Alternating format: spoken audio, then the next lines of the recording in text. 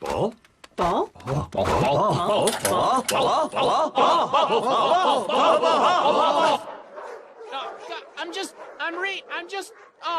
Just pipe down!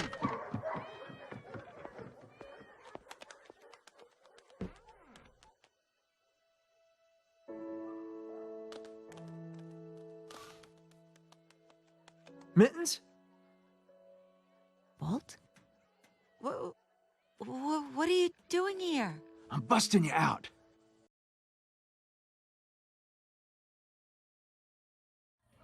Say hi, Lexi. Hi, Lexi.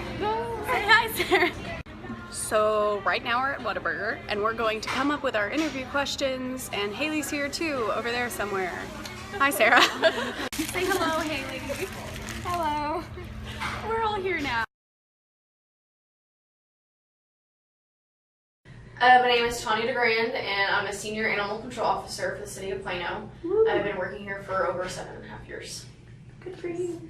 Right, and we just have a few questions to ask. Okay, so just to start out, what's the average length of stay for an animal?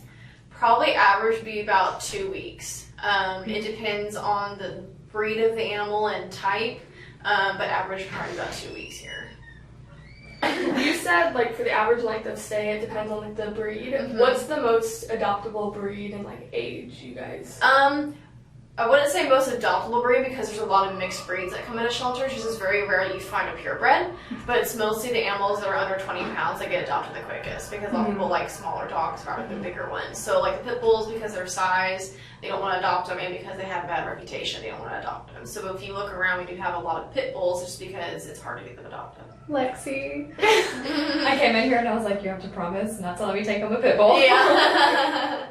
Can you explain more about like the bad rap a lot of dogs get and how that influences your adoption? Yeah, the pit bulls have a bad rap because, you know, people see them as trained for dog fighting, and it really depends on the person training the dog. So if they've never been trained for dog fighting, they're not going to be a dog fighting dog. And, you know, it's just like, somebody can probably train a Chihuahua to be, you know, dog fighting, and they can be aggressive, you know, and so when a pit bull bites you, it's going to be a bigger bite, but a Chihuahua may be more likely to bite you than a pit bull. Mm-hmm. That's the difference people don't understand. So, like, with apartment complexes, they're like, no aggressive breeds. Like, okay, it was an aggressive breed because that Chihuahua over there almost ate me, but you would accept that Chihuahua. You know what I mean? My first dog was a Chihuahua, and it was aggressive. See? Yeah. So I'm not saying Chihuahuas are bad. I'm just using an example because it's a small dog. But, you know what I mean? Yeah, it doesn't make any sense to have restrictions. It really should be by personality of animal. Because there's some sweet Chihuahuas, there's some mean Chihuahuas, some sweet pit bulls, there's some mean pit bulls. All animals are the same, it just depends on personality, not breed.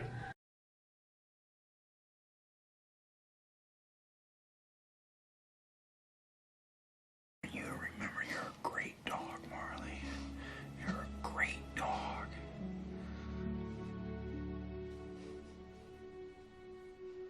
So you said the dogs under 20 pounds are the ones that get adopted the most? Yeah, just because they're smaller. Yeah. Why. Well, and if you think about it, a lot of people live in apartments. Apartments do have weight restrictions, has to be under 30 pounds or something, and so that's why they're a little bit easier.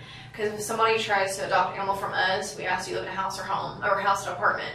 That's like my first question I ask people. Like, I live in an apartment, like, well, you can't have that pit bull. Well, why? I'm like, 9 times out of 10, your apartment's not going to allow you to have that. 9 times out of 10, they're not going to allow you to have that breed. We'll look it up for them online or call them. Some of them do, but very rarely. So that's also kind of why 20 pounds is easy to adopt, the smaller ones. Okay. What's one thing you would like to know, like people to know about the shelter or just in general? Yeah. Number one thing I guess I could call my pet peeve is people come in and they want to adopt this perfect animal, and they're not going to be perfect because we're a shelter. We don't get purebred dogs that have been treated medical-wise all the way up until the adoption. You know, these animals, some have been abandoned, some have been neglected, some of them have been for cruelty cases, so they're not going to be the perfect dog. We do get perfect ones in here, but a lot of them are going to need help, and that's why people come to a shelter to adopt, is to help the animals. A lot of them have the mentality like, oh, we're going to adopt dogs to be perfect and everything, and it's like, no, they need help, just like why we need help for people to adopt. So that's kind of a misconstrued. People think, oh, we're getting a perfect dog, it's not going to have any worms, it's not going to have fleas. Like, they will. They're a dog. It's, you know, it happens. And you gotta help us out by adopting, but you have to expect that the animal may need some medical help. It's not gonna be perfect. So. Where do you like get the majority of your dogs from? Right now, we really get a majority from transferring them from other shelters that need help. So when they get full, they have to euthanize. They only at capacity.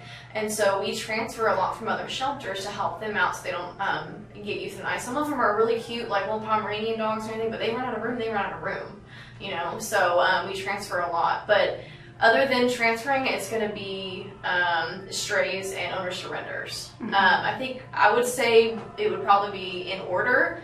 Number 1 is transfers, number 2 is stray, and number 3 is owner surrenders.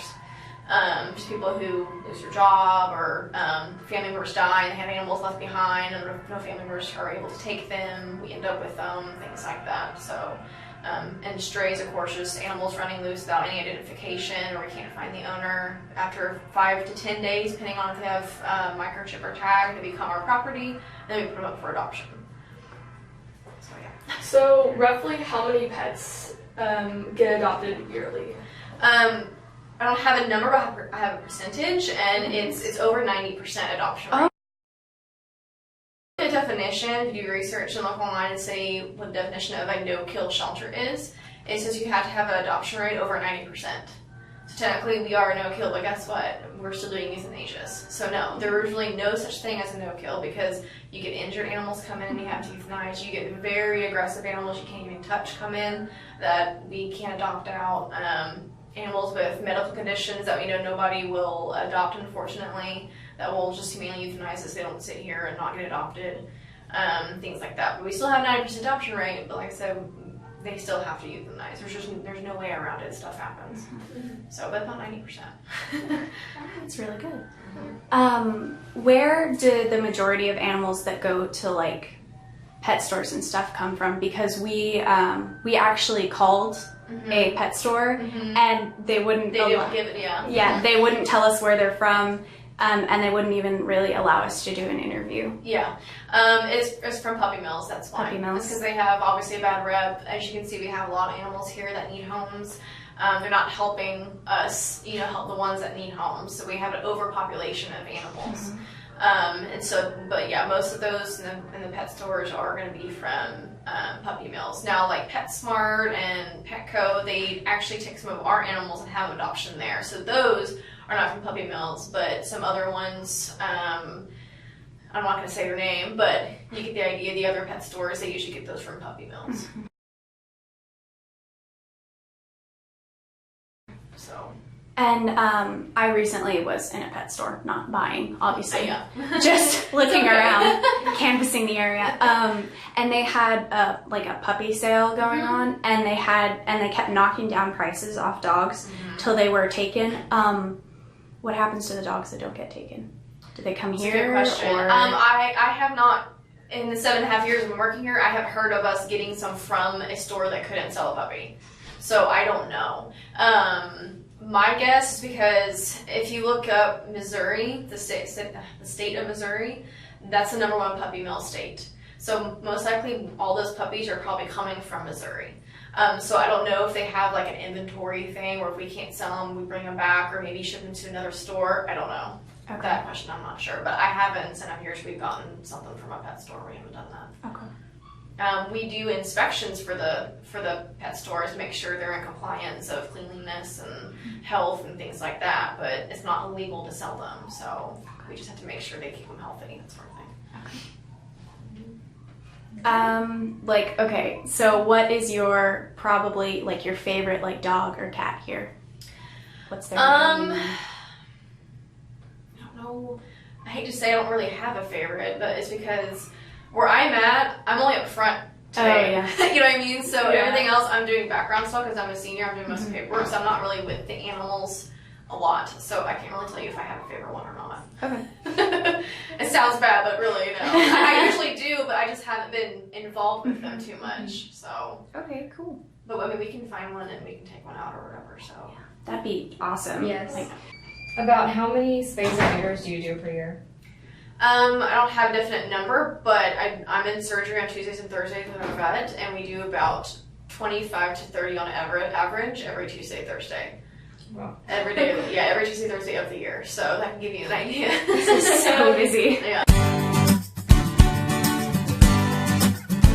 So guys, what are we about to do? I was really sad about me crying. Haley's gonna cry. Oh,